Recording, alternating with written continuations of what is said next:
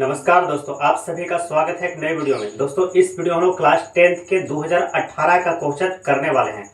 तो चलो दोस्तों सभी क्वेश्चन को बारी बारी से देखते हैं और उसका आंसर देने का कोशिश करते हैं। दोस्तों इसमें आपको पहला सवाल है कि दुनिया में सबसे पहले मुद्रा की शुरुआत किस देश में हुआ था। आपका ऑप्शन जो है वो यहाँ पर दिया हुआ है, 4 ऑप्शन दिया हुआ है। पहला ऑप्शन है भारत, दूसरा ऑप्शन है जापान, तीसरा ऑप्शन है चीन और चौथा ऑप्शन है अमेरिका। दोस्तों आपको आंसर पहले से पता है तो कमेंट बॉक्स में लिख के जरूर आप बता सकते हैं। तो दुनिया में सबसे पहले जो मुद्रा का शुरुआत हुआ था वो हुआ था दोस्तों, दुनिया में सबसे पहले जो मुद्रा का शुरुआत हुआ वो था चीन देश में। यानी दुनिया में सबसे पहले जो मुद्रा चला था वो चला था चीन देश में। कब चला था? तो 105 ईस्वी में सबसे पहले मुद्रा को चलाया गया था। आपका अगला सवाल बोल रहा है कि ब्रेस्ट लिटोवस्क की संधि किस देशों के बीच हुआ था। आपका ऑप्शन है ए रूस और जर्मनी के बीच, बोलो रूस और इटली के बीच, दूसरा है रूस और जर्मनी के बीच, तीसरा है क्या है रूस और इंग्लैंड के बीच, चौथा है रूस और जर्मनी के बीच। तो यहाँ पर दोस्तों 2 ऑप्शन दिया गया है एक ही ऑप्शन को। तो इसका जो सही जवाब है वो है रूस और जर्मनी के बीच। यानी इसका आप चाहे बी कर सकते हैं आंसर, चाहे डी हो सकता है। चलो दोस्तों आपका अगला सवाल कर बढ़ते हैं। तीसरा सवाल बोला जा रहा है कि 1946 ईस्वी में फ्रांस और वियतनाम के बीच होने वाले समझौतों को किस नाम से जाना जाता है। आपका ऑप्शन जो है इसमें दिया हुआ हनोई समझौता, बी है जेनेवा समझौता, सी है पेरिस समझौता और डी है जकार्ता समझौता। तो इसका जो सही जवाब होगा वो होगा ऑप्शन ए हनोई समझौता के नाम से इसको जाना जाता है। यानी मार्च 1946 ईस्वी में हनोई समझौता हुआ था।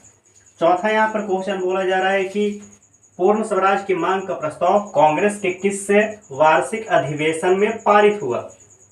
आपका ऑप्शन है ए 1929, बी है 1933, सी है 1931 और डी है 1924। इसका दोस्तों आप आंसर कमेंट बॉक्स में लिख के जरूर बताइएगा। तो इसका जो सही जवाब होगा वो हुआ था पूर्ण स्वराज की मांग का प्रस्ताव किस अधिवेशन में? 1929 ईस्वी में लाहौर अधिवेशन में। आपका अगला सवाल की ओर बढ़ते हैं। अगला सवाल यहाँ पर दिया जा रहा है कि सरदार वल्लभ भाई पटेल को सरदार की उपाधि किस किसान आंदोलन में दिया गया था। आपका ऑप्शन है ए बारदोली, बी है अहमदाबाद, सी है खेड़ा और डी है चंपारण। तो इसका जो सही जवाब है आप दोस्तों कमेंट बॉक्स में लिख के जरूर बताने की कोशिश करिएगा।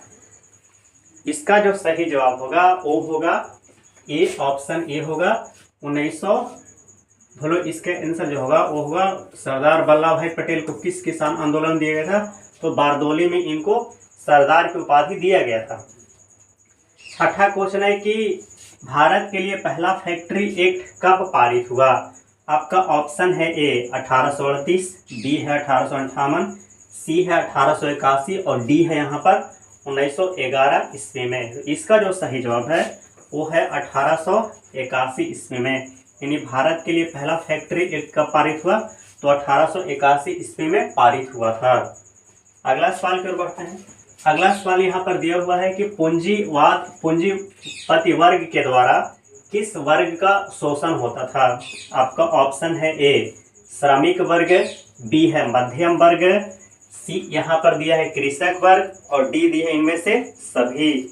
यानी कहा जा रहा है कि पूंजीपति वर्ग के द्वारा जो है वो किस वर्ग का शोषण होता था। तो आप दोस्तों कमेंट करके इसका बताइएगा कि इसका आंसर क्या होगा। तो इसका जो सही जवाब है वो यहाँ पर हो जाएगा श्रमिक वर्ग। यानी पूंजीपति जो वर्ग होते थे वो किस वर्ग का शोषण करते थे? तो श्रमिक वर्ग का शोषण करते थे, जो मजदूर तबके के लोग रहते थे। 8 नंबर यहाँ पर सवाल दिया हुआ है कि आधुनिक युग में अर्थव्यवस्था के क्षेत्र में होने वाली सबसे बड़ी क्रांति कौन थी। आपका ऑप्शन यहाँ पर देखो ए वाणिज्य क्रांति, बी औद्योगिक क्रांति, सी साम्यवादी क्रांति और डी है भौगोलिक खोज।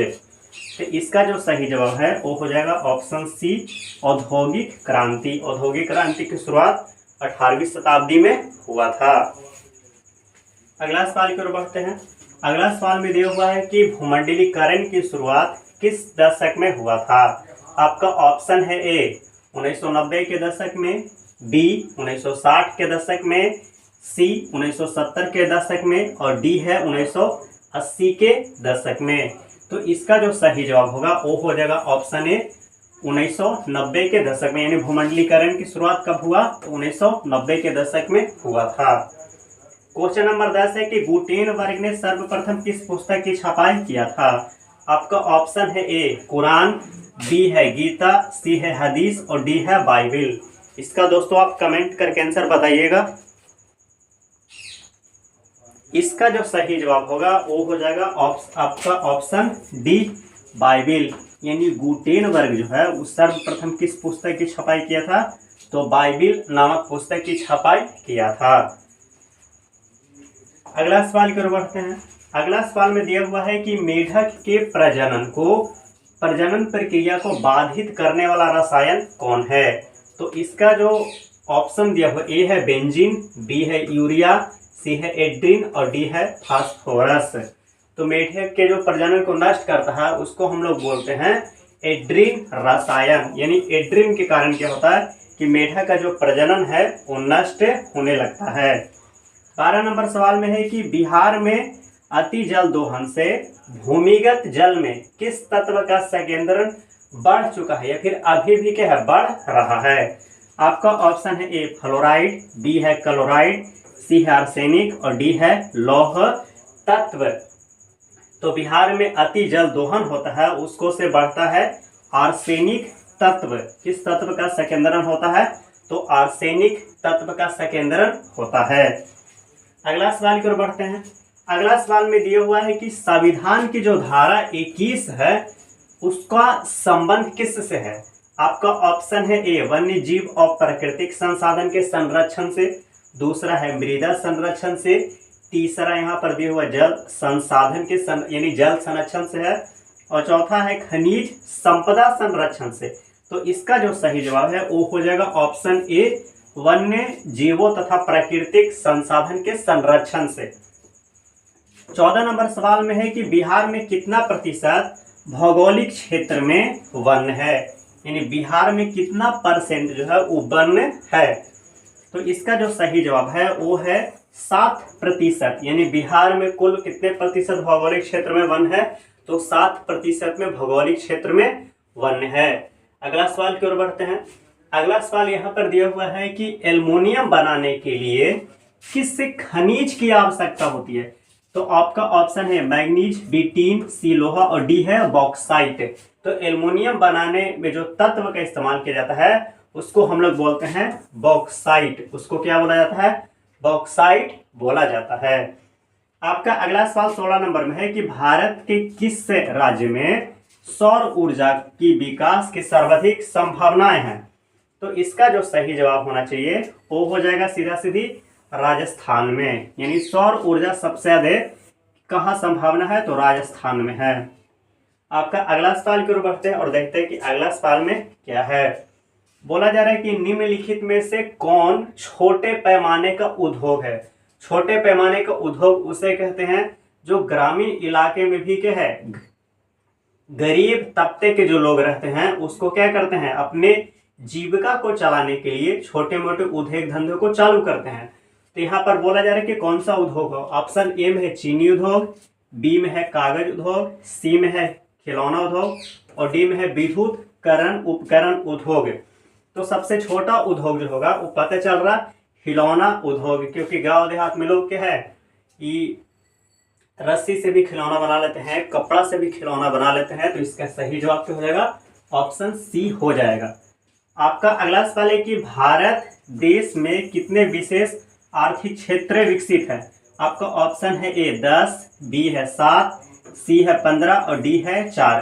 इसका दोस्तों आप आंसर कमेंट करके बताइएगा कि इसके आंसर क्या होना चाहिए।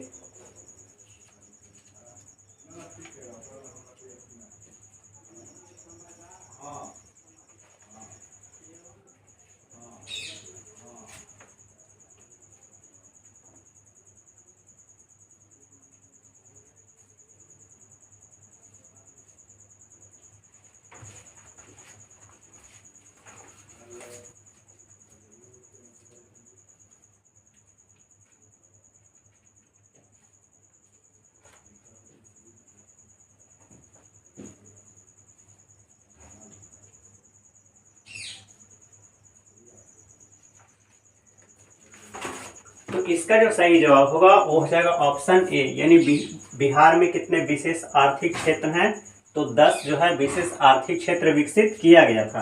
आपका अगला सवाल की ओर बढ़ते हैं, तो देखते हैं अगला सवाल में क्या है। बोला जा रहा है कि बिहार की सीमा में रेल मार्ग की कुल लंबाई कितना है, तो यहाँ पर दिया हुआ है ऑप्शन ए में है क्या है 6283 किलोमीटर, बी है 5283 किलोमीटर, सी है क्या है 7283 किलोमीटर और डी है 8500 किलोमीटर। तो इसका जो सही जवाब होगा वो हो जाएगा ऑप्शन ए, यानी 6283 किलोमीटर बिहार में क्या रेल मार्ग की लंबाई है। आपका 20 नंबर सवाल में है कि तल चिन्ह की सहायता से किसी स्थान विशेष की मापी गई ऊंचाई को क्या कहा जाता है, तो इसका जो सही जवाब है वो है स्थानिक ऊंचाई, इसको कहा जाता है। आपका अगला सवाल की ओर बढ़ते हैं। बोला जा रहा है कि जब हम लैंगिक विभाजन का बात करते हैं तो हमारा अभिप्राय जो है वो किससे है, तो इसका जो सही जवाब है वो है बी ऑप्शन हो जाएगा। यानी कहने के मतलब है कि समाज द्वारा स्त्री और पुरुष को क्या है दी गई असमान भूमिकाएं। कभी कभी इसका आंसर आपको ए भी कहो मिलता है, जो कि गलत है, इसका आंसर बी होना चाहिए। आपका अगला सवाल है कि भारतीय संविधान के बारे में कौन सा जो कथन है वो सत्य है, तो वो यहाँ पर बोले कि एक, यह धर्म के आधार पर भेदभाव की मनाही करता है, दूसरा यह एक धर्म को राजकीय धर्म बनाता है, लोगों को कोई भी धर्म मानने की आज़ादी नहीं है, और यहाँ पर बोला जा रहा है कि महिलाओं को मतदान के अधिकार का अभाव है। दोस्तों इसका आंसर आप कमेंट करके बताइएगा इसका आंसर क्या होना चाहिए।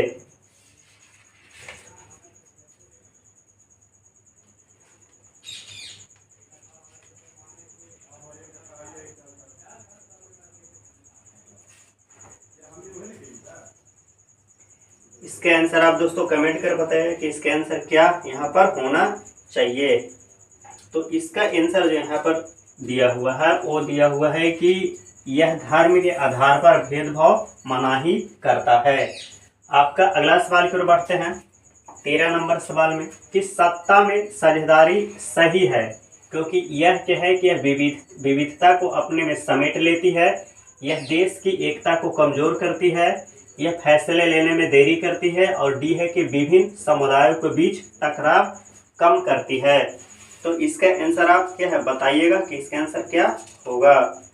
इसका जो यहाँ पर आंसर दिया हुआ है वो दिया हुआ है कि विभिन्न समुदायों के बीच टकराव को कम करती है। बात सही भी है कि एक धर्म के है दूसरे धर्म में भी क्या है काफ़ी हावी हो जाता है, इसको क्या करता है कि सत्ता में साझेदारी से क्या है इसको कम किया जाता है।